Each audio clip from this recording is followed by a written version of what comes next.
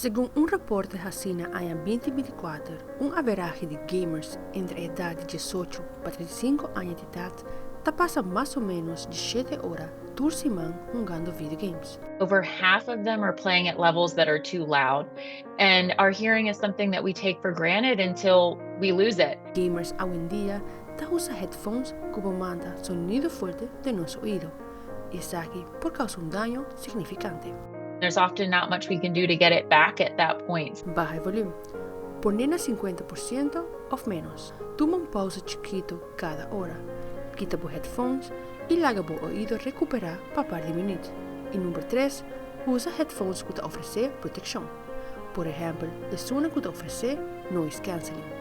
This will help reduce the noise in the user's environment and really allow them to resist the urge to crank up the volume of the game to compensate for what's going on around them.